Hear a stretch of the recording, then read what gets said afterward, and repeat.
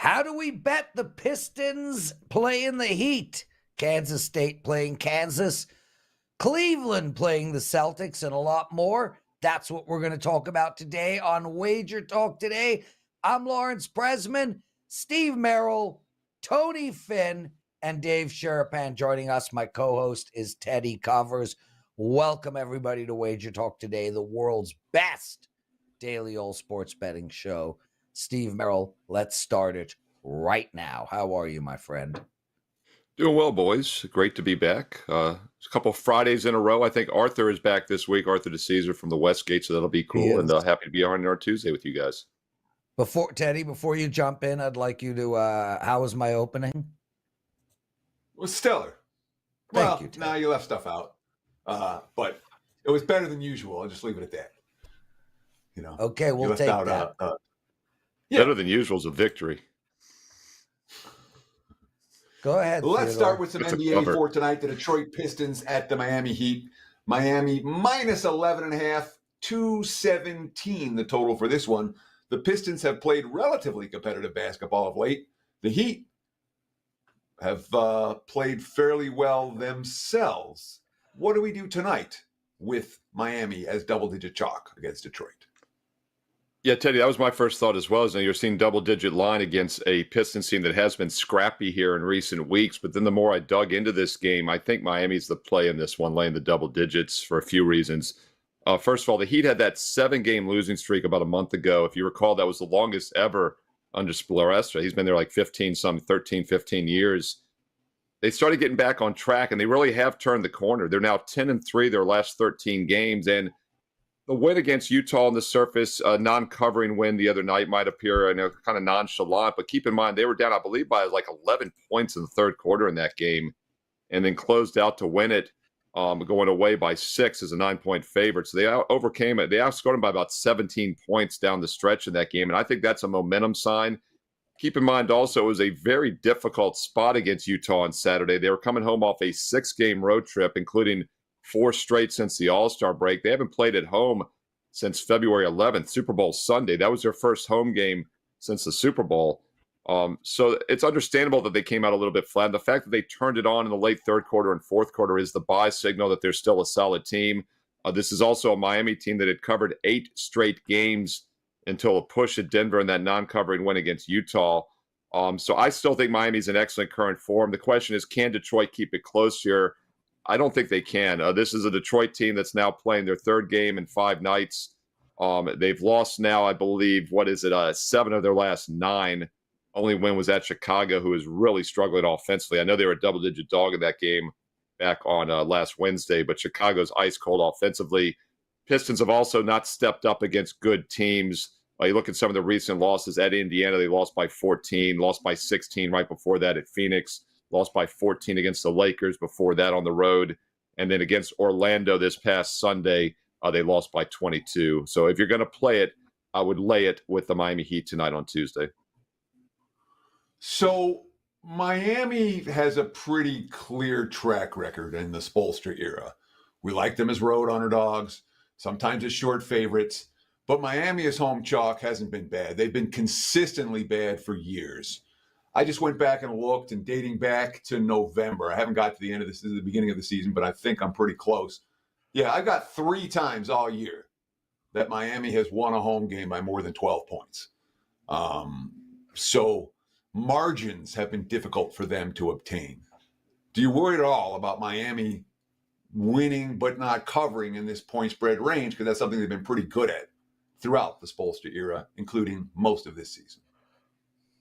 Yeah, no question. I mean, like I said, on the surface, when you first look at this, you're thinking, boy, I'm not going to lay double digits with the Heat, especially against a Pistons team that had been a little more scrappy over the last couple months. And they've covered more games than not. If you go back to the end of January, Detroit's been over a 60% play against the spread. But as I said, when they've been stepping up recently, looks like the wheels are starting to come off. This is still a Detroit team that's just 5-26 on the road this season. So that is the one concern here, is that Miami wins but doesn't cover. But you're asking a lot of the Pistons to be competitive in this game with a 5-26 straight-up road record. And as I said earlier, the fact that the Heat were sluggish for the majority of that Utah game and actually trailed until the mid-third quarter, I think that's actually the wake-up sign. And if there's a situation where they probably win by margin, it is tonight.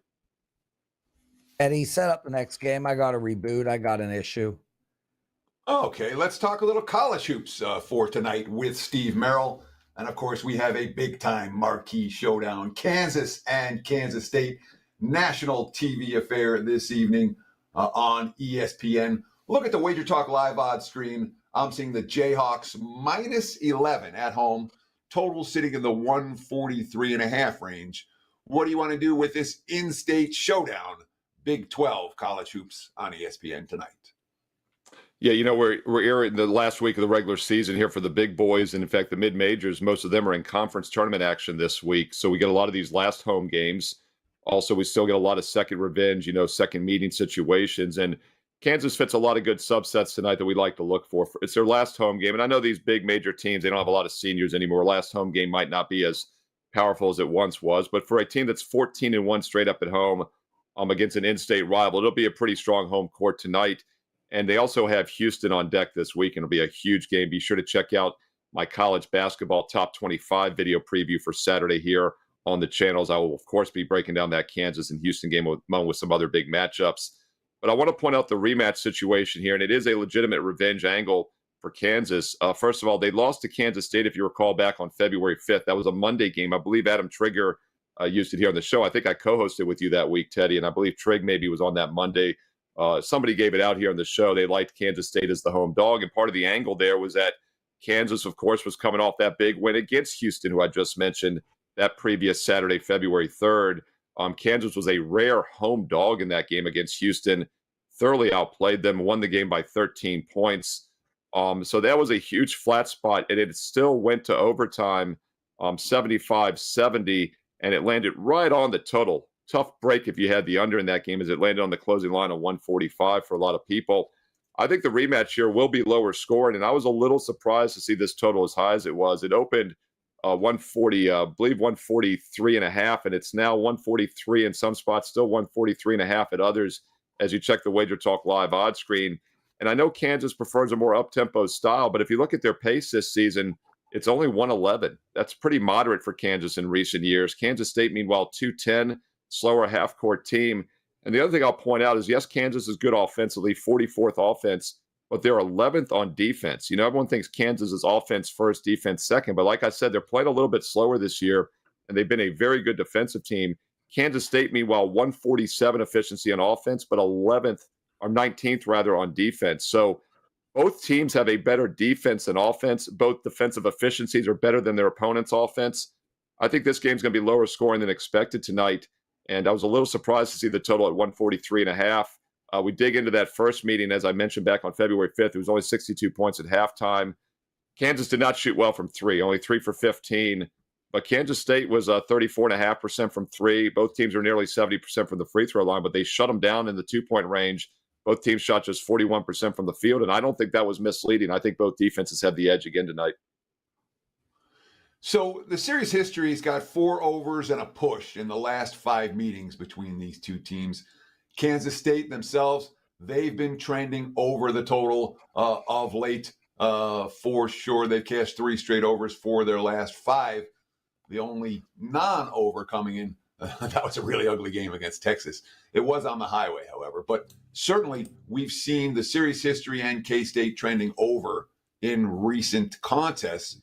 Does any of that concern you here when it comes to a total that's sitting lower than the first meeting between these two teams, even though that first meeting went over?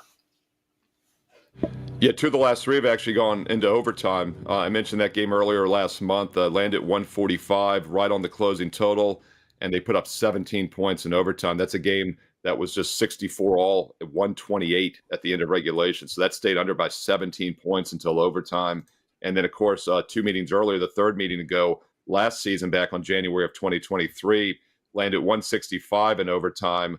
They put up 21 points, so it was closer to that 147 total. So, yeah, it has been a little bit of a high-scoring series. But as I mentioned, Kansas was a faster tempo team. In fact, I'll pull it up real quick for last year just to put it in comparison. They're like in the 111 range this year. Last year, their tempo rating overall at the end of the season, I believe, was 75th. You know, so they're slowing down as the season goes on, and both defenses are ahead of the offenses efficiency-wise as well. So I think that's why it's a little bit of a sneaky under. and this line is priced a little too high, probably based on the past recent results. Steve Merril joining us, everybody. I'm back. I had some technical issues. We had a lot of technical issues on Puck Time today, so I want to apologize for that. They were different. My computer just shut down. Steve, what do you got to promote? Yeah, it's a great time of year to be playing basketball. You know, baseball's around the corner, about a month away. Baseball's a great daily moneymaker, but this time of year, basketball is your daily moneymaker. Obviously, it is March. The madness has begun. Conference tournaments began last night. And we have now 35 days left of college basketball through the championship game on April 8th. The all-inclusive March Madness special is still available. The sooner you get on, the more you save, because it's a flat $149. Made this offer available last week. It's still available. It's still just over $4 a day for the rest of the college basketball season.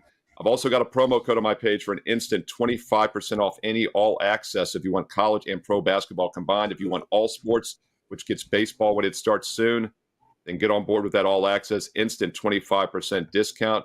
Use promo code SM25 for that on any all-access package. And you might want to check out my basketball #1 ranked all-time college and pro basketball sides all-time since I joined WagerTalk.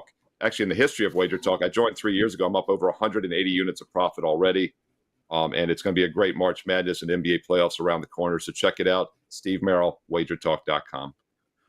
Steve Merril, thank you for joining us. Teddy, I don't know if you know this. One of our listeners mentioned you're on a 6-0 run in your big game breakdown. That is still to come.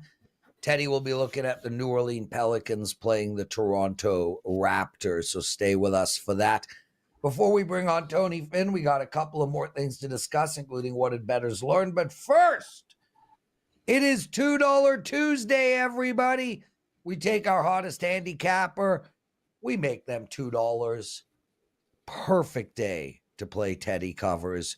Teddy is our $2 handicapper. He is a 5% play up tonight in NBA. And yeah, he lost his 5% play if you date last week. So be it. 26-12 run in these 5% plays. That's 68% win rate. Also, you are on a 5-1 run in your last couple of days. Great day to buy Teddy covers, right? Well, I appreciate that, Lawrence. I want to talk about being the $2 Tuesday handicapper.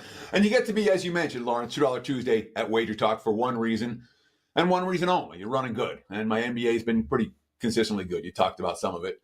75% in March, 22-11, 67% since February 1st.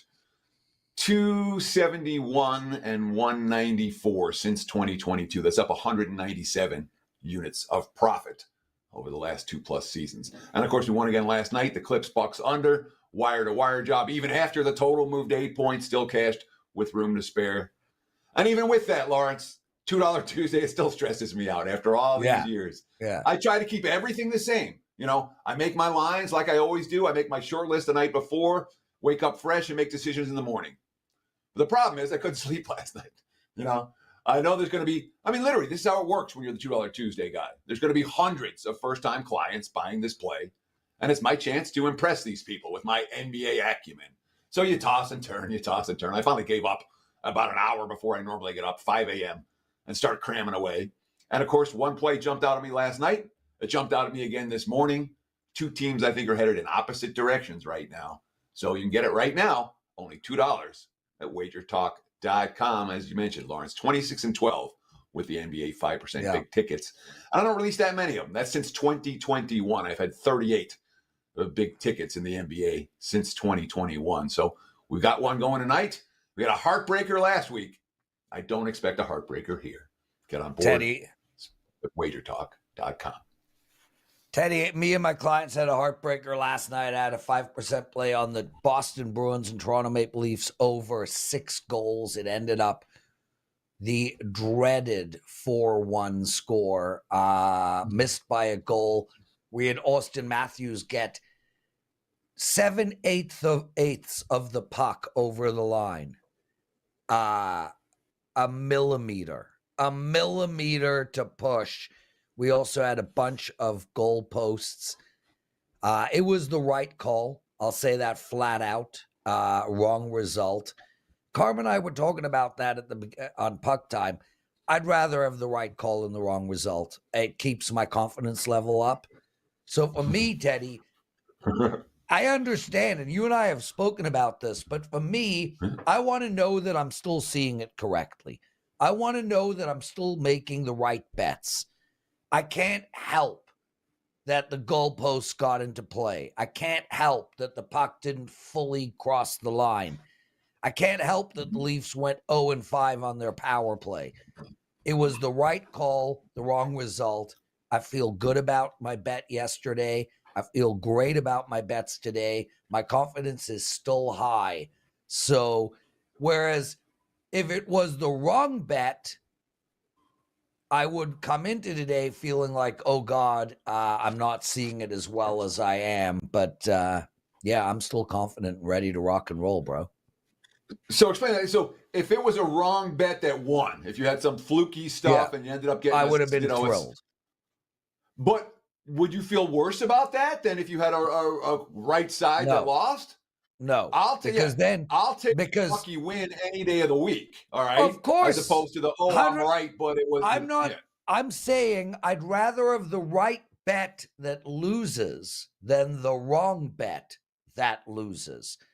If I have the wrong bet that wins, that demonstrates to me that not only am I seeing things great, but luck is still on my side. Yeah, exactly. Yeah. I don't ever mind if I'm running good and I get a lucky W.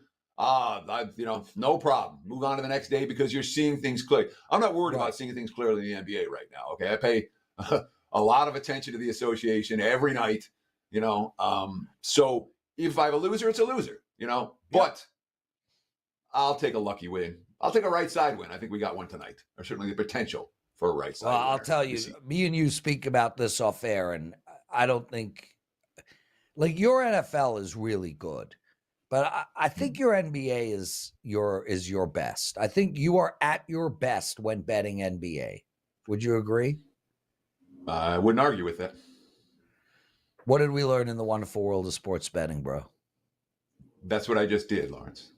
Well, next time you might want to say, here's what I learned in the wonderful world of sports betting.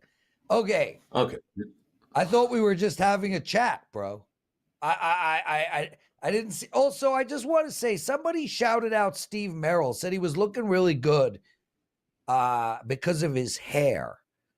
I don't know, man. He's stuck in the middle between Teddy and I, and some guy mentioned Steve Merril's hair.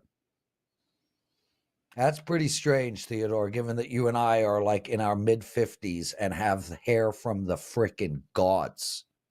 Tony Finn joining us. I don't think about my hair very much. You think about your hair a lot more than I think about mine. Every day. I think about your hair every day, Teddy. Tony Finn, it's been a long time. How are you, my friend? What's going on? Fine, sir. It's going. It's. Listen, you know my mantra. I woke up this morning. It's a good day. I get another chance to, make my wife mad and screw something up. Let's go at it. Let's get it done. Tony, I wish. Yeah. It is a gift to have such low expectations. I wish makes life easier. A good day was just me waking up. But I hold myself to a higher regard than that. I don't compare myself to dead people. But hey, if that is what makes you happy and gets you through the day, I am jealous of your low expectations. Okay, dude, we got 3 bets we're going to talk about. Let's get right into the first one. The New York Knicks playing the Atlanta Hawks. How are we betting this game? We're going to play this game under since our good friend and point guard who really thinks he's the next best thing since sliced bread has gone down to injury. The Hawks have decided they're going to play a little bit of defense, at least pay attention to getting in front of the man with the other, or at least the player with the other uniform on and the other colors, I hope. And the Knicks are who they are. Tom Thibodeau, no one's better than Tom Thibodeau about convincing his players that they're as good as the guy that's ahead of them on, the depth chart. And when that one goes down, the next one steps up. And you saw it against Cleveland, although Cleveland's down a little bit last matchup they had. But for the most part, this team's winning, scoring about 100, 105 points. I like the under in this matchup tonight. So what's the deal with Brunson tonight? I don't know. Do we know if he's playing or he's not playing? Does it matter for you if Brunson plays? Obviously, he played just a few minutes last time out and got sent to the bench for the Knickerbockers. Talk to me about Brunson's status and how much that will affect both the total, because the money's pouring in on the under right now. Talk to me about what a shocker. Well, it just started pouring in because the three of us started talking about it. But Brunson is questionable. He's a true game time decision according to the Knicks.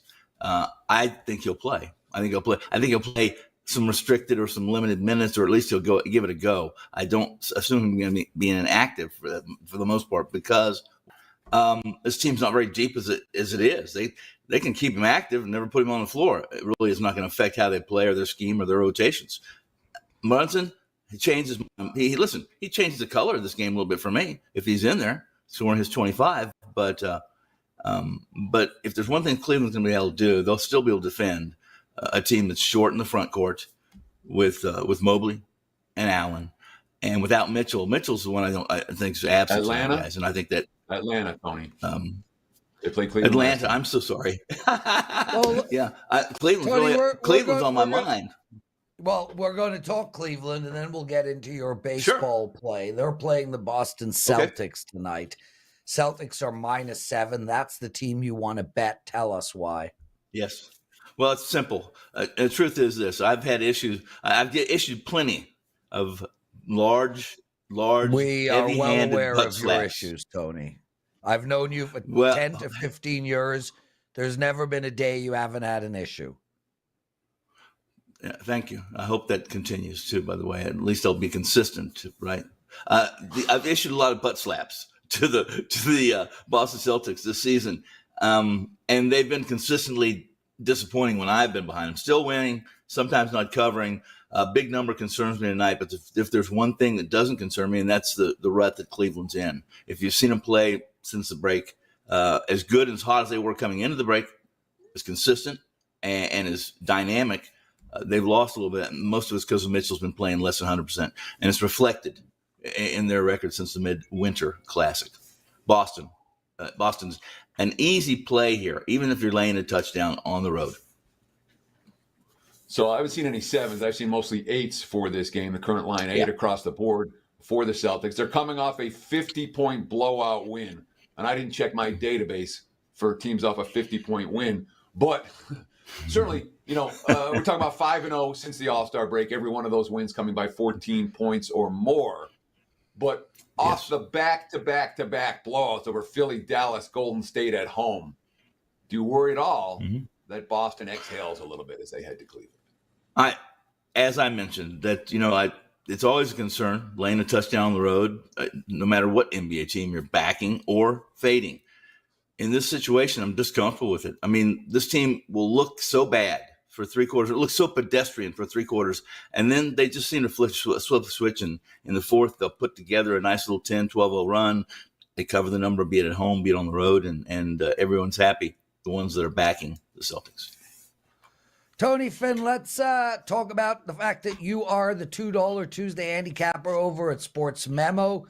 At Sportmemo, we have a little bit of a different situation. We offer 2 experts for only $3. Yourself, you've got a big game Maction top ticket, and Rocky Atkinson, who's got a top 4% NHL bet. Why should they grab that package? How have you been doing?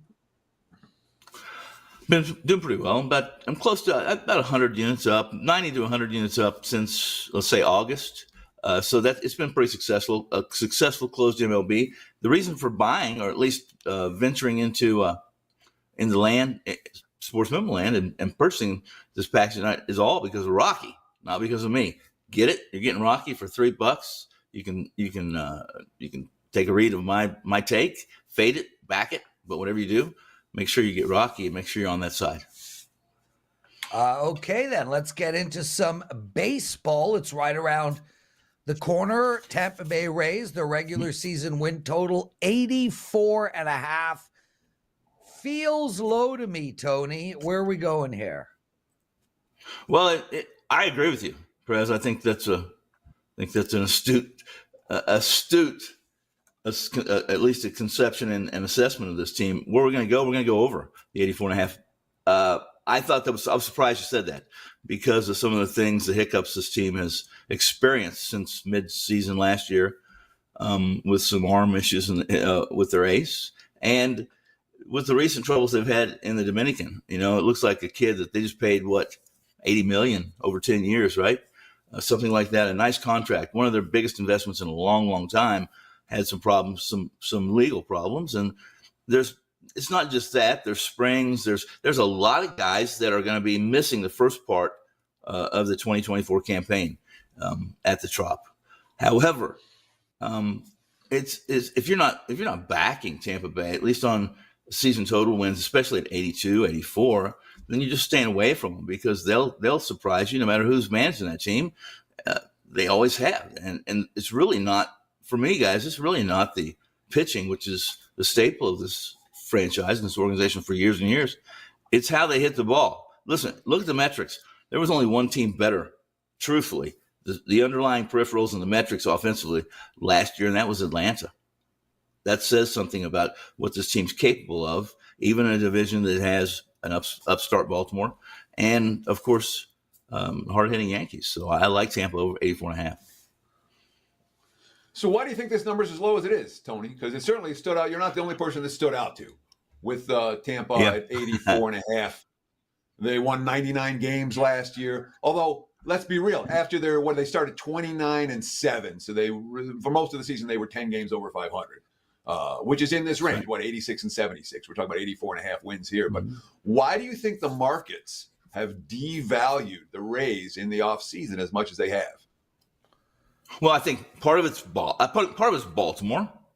Part of it's the fact that the Yankees actually stayed healthier than what's been at least their status quo under Boone, and because there's Toronto and there's Boston, and so you have to keep that number at least relatively reasonable, or at least in the realm of reality, because of the division and the strength of that division. But truthfully, you guys, you're right. Teddy, this is what you're right about. Hot start last year. Can they duplicate that? I don't think so. However, I'm not sure this team isn't better than last year's team, even despite some of the injuries they have.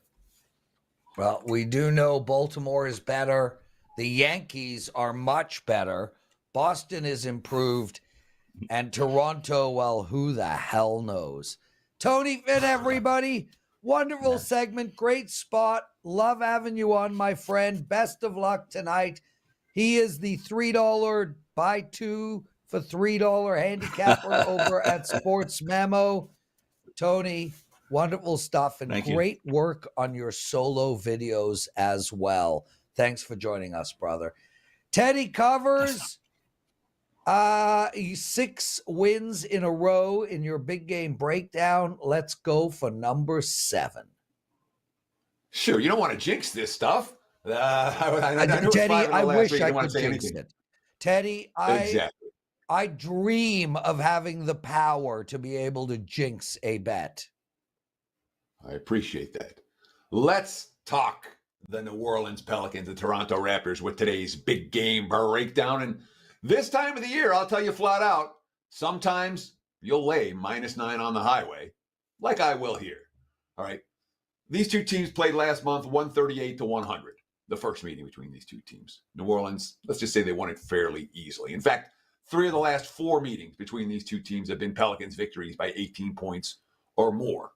Toronto, they've been getting slapped around at home regularly. They lost by 15 to Golden State and by 11 to Dallas already on this homestand.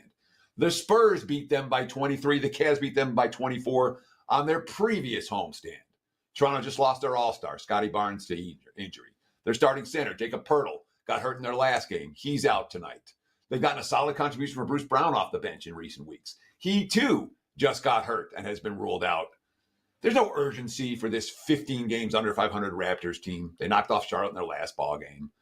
And frankly, there is urgency for New Orleans. All right, a team that's bringing it on the defensive end of the floor. Their last 4 road games, New Orleans has held their opponent to 92 or fewer points in 3 different occasions. Head coach Willie Green. Our goals are to take away transition and easy opportunities, paint opportunities. We can take away free throws, easy basket, paint scores. We feel like we can get tested at a high rate at the 3-point line. Pelicans and Raptors are 2 teams headed in opposite directions right now. And in this point spread range, again, at first glance, you're like, 9? That seems a little bit high. Well, my number says it should even be higher. This is a client play for me on $2 Tuesday. It's not the $2 big ticket play, but it is a 3%. New Orleans minus a 9. And there's your big game breakdown. Back to you, Mr. Prez. Teddy, I got a follow-up for you. Let's talk about the Raptors for a sec. And I'm not a homer. I don't care about the Raptors. I don't cheer for the Raptors. Look, this team is going to find themselves at plus any number out there pretty close to all the way through to the end of the season. Do you think we're going to find spots to bet this Raptor team, or do you think this is a fade team regardless of line, just in general? Obviously, you can't just be regardless of line, but in general, I'm looking at this team. I'm reading reports. I'm hearing what's going on in the locker room. I think you're going to make money if you fade them from here till the end, regardless of the line. So the problem with Toronto and fading them blindly is that they have talent. This isn't a hopelessly, this isn't Memphis right now playing with nobody, or Detroit playing with all young guys. I mean, Toronto has enough talent to play for the play-in game, to play for the 10 seed. So they're not an auto fade for me. That said, they're not a team, as the season progresses, as the season goes on, I'm always putting teams into categories. Bet on, bet against, bet on, bet against. Toronto is certainly not in a bet on category for me right now. I'm not even close to looking at the Raptors as a team and saying, yes, I'm looking for spots to bet on Toronto. It's more the latter than the former. Teddy, we spoke about how good you are in NBA, and you are. This is your best sport.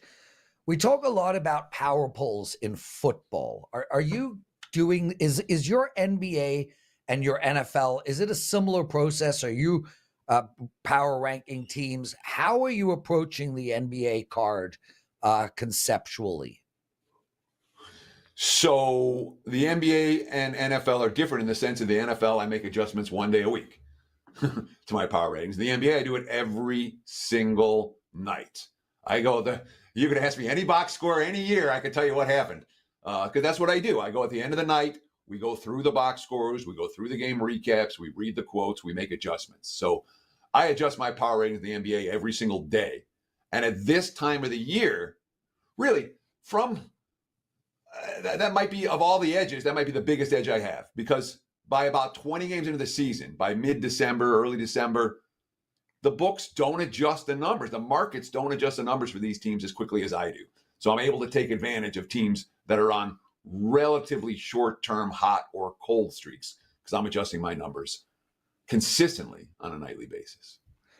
Yeah, in keeping with that, we're about to enter March Madness. Not yet, but we've got conference championships coming up. And there's going to be a lot of attention paid to college basketball. The volume of bets are going to go up substantially. Does that provide us with a betting opportunity in the NBA, or is it pretty moot? No, the answer is hell yes. I love March NBA because, as you mentioned, college hoops sucks the oxygen out of the room. With the powering numbers you're going to see for most of these teams in the association right now, the first week of March, they're going to be fairly comparable to what you're going to see the first week of April. So when college hoops is sucking the oxygen out of the room, sucking the line makers' attention, you're going to see, again, teams that have these relatively short-term bumps, boosts, or dips. The markets don't notice at all, and they're absolutely stuff that we can pay attention to and make money with. So I love March hoops. I love March NBA in particular. We've had some really good Marches in recent. I should look that up, see what my March NBA is. Dave Sharapan joining us. David! Nice What's to have up? you with us, my friend. Seattle Kraken hat going. Is that a sign? Do you think they're the team tonight? I liked them last night. That was pretty good. I have no idea. I just grabbed it because it was the first hat next to me. I have no idea. Really They're don't know. playing. They're Been playing the away. Winnipeg. They're playing the Yeah, they're Winnipeg playing the Jets Jets. tonight, Dave. It's 5.5 is the total. I think it's a stone cold under. And something is wrong in Seattle as well. Minus 178, 170 for Winnipeg. I think there's value there too. So thank you for Really? wearing that hat. All right. And you disagree? No, under. I thought it's a little high. It catches them on a back-to-back, though, so I guess it has to be an extra 10 to 15 cents higher for the back-to-back, the Winnipeg game. Yeah, but not only a back-to-back, Dave. They just beat Calgary, and this is a team. Yeah, okay, they've won 2 in a row a few times this year, but the Seattle Kraken team is a mess. They are not that great, and All right. Winnipeg is just lights out right now. Probably the most well-rounded team in the NHL, and I know that's shocking to people because they really don't have. Dave, they have more. Their third and fourth line is better than any third and fourth line in hockey. Their second line can skate with any second line. The only line that can't keep up with the likes of the McKinnons and the Matthews and the McDavids is their first line, but they are deeper than every team in hockey. They are well constructed. They have a phenomenal defensive core, all 6D guys, and they have the best goaltender in hockey. Do I think they're going to win it all? No, but I think from a depth perspective, they might be the best built team in the league. So don't like sleep that. on Winnipeg. All right. Let's get into that was good. Yeah. Thank you, That was a very Dave. good I see you're breakdown. taking notes. No drama. I am. I'm looking it up right now, actually, as to what they are. They're the third choice in the West behind Edmonton and Yeah. Colorado. Yeah, but and that's indicative ultimately of how bettors bet, right? Edmonton's got Connor, Colorado's got McKinnon, and ultimately we know this. We see it in the NBA all the time. We see it in football. The big name guys are going to get the teams with the stars are going to get more bets put down on them, even though look. Who was Calgary's Nathan? Who was Vegas's Nathan McKinnon last year? The Winnipeg Jets are built very similar to the Vegas Golden Knights last season. Very similar. You had Jack Eichel. Winnipeg has Kyle Connor. Winnipeg has Scheifele. Then you have Mark Stone. Winnipeg's got Adam Lowry. It's a very similar What you're doing there, Prez. That was good. Listen, I don't want any drama on a Tuesday, but give me some Prez Canadian hockey team breakdown stuff, and I'm good with it. That was excellent. Like, sorry, Teddy, we nerded into hockey nerds there. It became a little puck time. I'll take my hat off and be Carmine if you want. You're too old to be McGinnis, but that was pretty good. That was actually really good. That was good. Excellent. Teddy. I was going to see if you wanted to stay on the NHL. No. Let's start with the NHL. Is there anything stand out on you in tonight's card? We're looking for actionable information for our viewers, Dave. No actionable information yet, sir. I haven't, to be perfectly honest, I didn't look at the board yet for the hockey or the college hoops. Just looked at the NBA basketball. That's the only thing I've looked at actually at all today. I'm still in a different time. So what I'm hearing from you, Dave, is you're going to a restaurant and you ate your appetizer and main prior to the restaurant, but you have room for dessert. You're on the show today and you didn't look. You just flew back from back east. Dave, tell us about your trip back east. I literally just flew back from back east. I was supposed to see you at the baseball game on Saturday, and then you blew it off, and then I left after an hour after the rain delay because it was too freaking cold. Teddy, I didn't mean to do that. We spur of the moment decision. The wife bought me a ticket to go watch my oldest play softball in North Carolina. Total surprise to her, total surprise to me.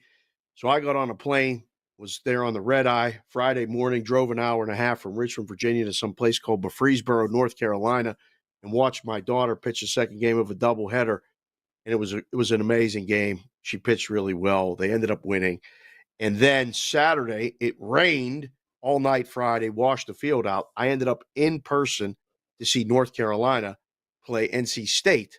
I was going to try to do Duke, Virginia, and then I thought, I look at the line, 125.5 versus 155.5. Said, let's go to the higher scoring game. Worked out much better. So I just got back, Prez. So I feel like you were skiing or, you're playing poker or whatever kind of drama you have. I just showed up. So give it to me, Dave. Give me shit, bro. No, I'm just saying because, you just pop in and out of the show. I don't go on shows. And I sent the text. I don't have any hockey. I don't got no college basketball. I'll look at the NBA. Text. I'm going to ask you two questions, Dave. Let's take Lawrence off the show before he starts pissing. That's a no to the text. Lawrence. Where is the text? I don't text you. I text the producer. Oh, great. Not the host. Get Lawrence out of here. Dave, you've looked at today's NBA card. Let's talk some NBA for tonight. What stood out to you? Who do the pros like? Who do the Joes like? Who does Dave Sharapan like? At SportsBKConsig on Twitter. He is an excellent follow. We'll give you this. I mean, the chat doesn't care who I like either. I've been paying attention to the chat and watching them. They only come for the picks. You guys are the experts. You got all the picks. I'll give you what I got. NBA, since the All-Star break, is literally at a 78% to the under clip. Okay? I don't have the numbers. Last 2 Sundays ago, it went 11-0. This past Sunday went 8-0. As heard on Bostonian versus the Book with Peralt, we talked about it. Under. Of the 9 games today, 1, 2, 3, 4, 5, 6, 7, 8, 9. I'll say 6 or 7 go under. Which ones? I'm going to leave up to you with the big game breakdown or Prez with something else. But just in generalities, the totals, the league's in a different type of situation right now. Bad teams are really bad, and they're getting blown out, which means their team totals are going under. But teams are losing by 30, 40, even 50 points in games. Nothing makes sense right now. Betting the NBA after the NBA All-Star game is at your own risk. Let's put it that way. So that's all I got. A general under, and Phoenix at Denver. Denver's going to kill Phoenix tonight. Let's give you one side that way. Kill him. Kill him. Teddy. Dave, let's shift our focus here to MLB because I know that you got some baseball in your head, even though you haven't done MLB prep for today. We're not going to ask about spring training games. We had you can ask about spring training games, Teddy.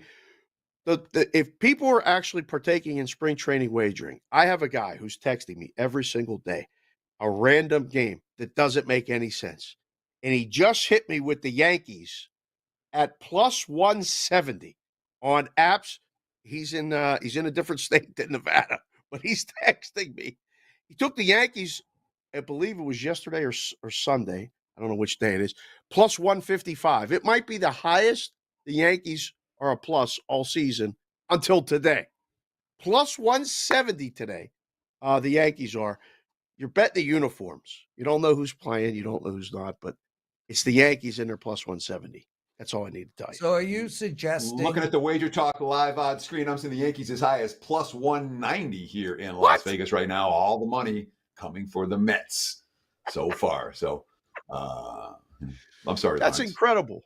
No, I was saying that I think Dave is suggesting that we have the texter guy on the show next week instead of him. He doesn't do media. Media. That's part of the problem. All the experts that are really smart aren't good at the media either. There's a real shift in dynamics in the space right now where a lot of the smart guys want to do the media. Super interesting, Dave, what you're saying. Yes. I mean, and especially in terrestrial media. I mean, all of a sudden, you have so many betting experts. It's unbelievable. Deluge. Yeah, surprisingly, many of them are female and attractive as well. I was going to say, if you're a beautiful woman, you're definitely an incredible bettor and should be on ESPN. If you are an ex-athlete, you should definitely be giving sports betting advice.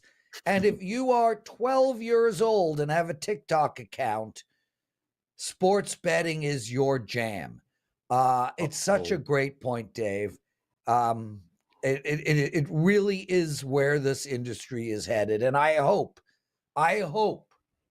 that people don't fall for that shit like they fell for Kramer on CNN or whatever the hell show he was on.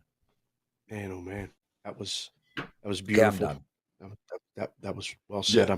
I'm actually before we let you go, Dave. Yes. We're looking. You talked about the Yankees as a live play today in spring training action. Talk to me about MLB season wins, futures. We've had a handful of opinions on the show. We heard earlier today we liked the Tampa Bay over 84.5 wins. I was in the show a couple of weeks ago talking about the Dodgers over wins and the White Sox under wins. Anything else stand out to you, or any of those that we've given out on the show already here on WagerTalk Today stand out to you as ones that you have an opinion on? No, we broke down the Central divisions. I believe it was last week or the week before on here. Yep. I think the NL West, I mean, obviously it's Dodgers, and that season win total is very interesting. Rockies and Oakland A's in the NL West and AL West have totals of 59.5 and 57.5. 57.5 for the A's. But picking against bad teams works just as well as picking over for good teams.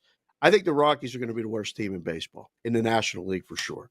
Under there, total mess. The rest of that division, Giants over. Diamondbacks is a really good number. Could go either way. It's going to finish 2 or 3 within the number. And the Padres, as of right now, under. I'm working on the NL West right now. That's why it's on my head. But Dave that's Sharapan. Fortinote writes, you just need to keep working out and getting hotter, Prez. So for the record, Teddy, Dave, and I are all on the backside of getting hotter. There's pretty much nothing we can do moving forward, or we are going to be hotter than we were yesterday. That ship has sailed, but what can you do? Dave, what do you got to promote? That's it. Sports BK Consig, which is short for Sportsbook Consigliere on Twitter. There it is right there. Thank you, Daniel. Every day, Bostonian versus the book on the YouTube, @ Boston versus the book. Every day, Sports Grid TV and Sirius XM Radio 159 from 5 o'clock Pacific to 7 o'clock Pacific every day, Monday through Friday. And also, Cash Considerations is back every single day. Short snippets, great show, good music, and stay tuned for the MLB Network. They cannot figure out what they want to do with me, and I can't get to every game back east and down south, so we're still waiting on that. And also, Theodore, I know you can't come, but the invitation is still extended. First 2 days of March Madness, 21st and 22nd. Live shows at Resorts World. Come by, drink ticket specials, all kind of stuff. We'll be there. Wait a minute. Time out. I was literally just going to ask Teddy, have you ever been invited as a guest on Dave Sharapan's show? Just to clarify, he was not invited as a guest, right? Because you've never invited me. I've invited you. He was invited to come and hang out and have some drinks. You're busy. Is that correct? You're busy every He's time. He's not invited as a guest, right? To be on the show. Yes, I asked you to be on the show. Carmine's been on the show. A lot of people from WagerTalk. So it's me. It's there you go, everyone. The amount of respect Dave Sharapan has for me is at a very low level. But that's okay. I'll kick his ass head to head. It's fine, Dave. Oh, now we want to fight. I don't want any drama on Flex Tuesday. You don't need Tuesday. to have me on your shows, Dave. I'm out of here. Dave, I'm busy. I'm too busy to be on your shows, okay? I no longer would like to provide your shows with the wonderful energy that you and I have together. Okay, get out of here. It's time for the daily presidential address, an address that Dave Sharapan could care less about. Let's go. 3 NHL plays for you guys. Before we get into that, real quick, I spoke about the fact that I lost my 5% play last night in hockey. We had a bunch of sales, and I let you guys down, and I know that means that you're going to not bet my plays today. That would be a huge mistake. I'm going to have a big day today in betting. It's my revenge day, and I'm going to win back all the money I lost last night. I got 5 bets for my clients, not that Dave Sharapan would care. 2 of them are NHL, 1 NBA, and 2 college basketball. Here are 3 hockey bets for you all tonight. New Jersey Devils. Yes, I'm going to lean in. Yes, Florida's the best team in hockey. Yes, they haven't lost a game in 7 years. Yes, they're defensively brilliant. It's a bad spot for Florida. I'll explain why on the penalty box segment. Seattle and Winnipeg, under the total. You know I want to bet Winnipeg under as often as I can, and well, Seattle's an under team too, 5.5. I think we see a 3-1 game. And the last bet, I know Pittsburgh is done, guys. They're going to be sellers. This team is a mess. It's a great spot to bet them tonight in regulation, -150. That's it for the show. Perhaps you'll see me on a Dave Sharapan show one day. I'm Lawrence Prez and Teddy. Take us home. Enjoy the game. Best of luck with your wagers. We'll be back again with another episode of Wager Talk Today tomorrow, 9 a.m. on the East Coast, noon for you on the noon on the East Coast, 9 a.m. for us here in the Pacific time zone. Between now and then, enjoy the games and best of luck with all your wagers.